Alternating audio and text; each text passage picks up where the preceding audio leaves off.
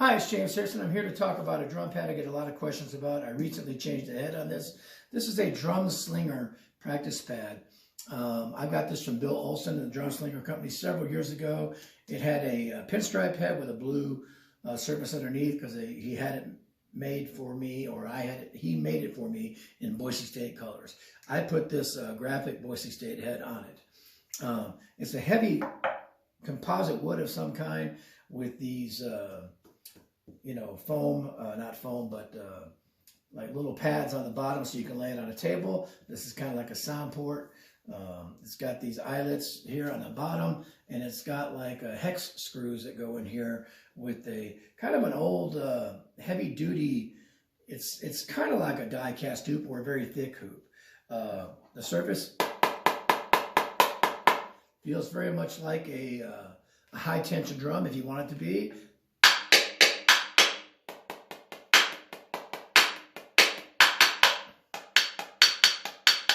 Pain type shots.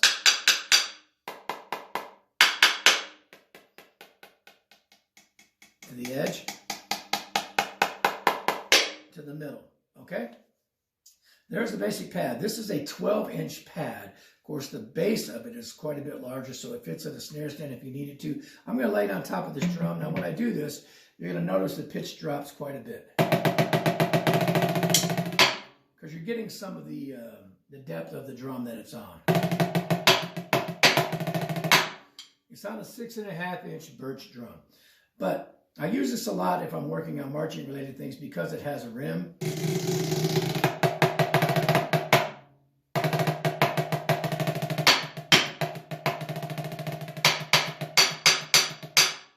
Okay? But also I can turn the snares on the drum.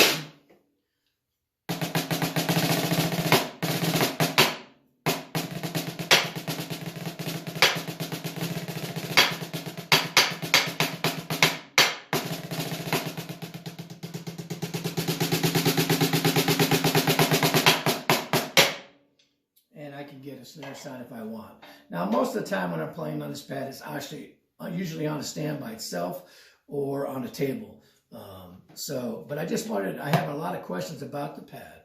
It's very solid, very heavy. Again, you can tighten it as much as you want if you want something very articulate for marching stuff. It's one of the best ones in terms of being as close to a marching type snare as possible. You could actually put a Remo White Max or something like that on here. I don't think they make them in 12, but you could there's a bigger version of this that's has a die cast hoop, and the actual head size is 14. So you can get them to feel probably as close to a marching snare as possible if you want that high tension thing. And I think the bigger ones have cutouts in the bottom so you can put it on a regular snare stand because the base is so much bigger. But it's very, very well made. Nice construction, again, from DrumSlinger Percussion. Now, Bill Olson made this for me over time. It wasn't it was technically a special order. He just kind of did it on the side as opposed to I didn't call in and order it or something like we spoke at a trade show. I've had some people say, oh, I had problems getting it. I don't know anything about that. I didn't have any problems. I do know if you go to the website now, it tells you in stock or out of stock.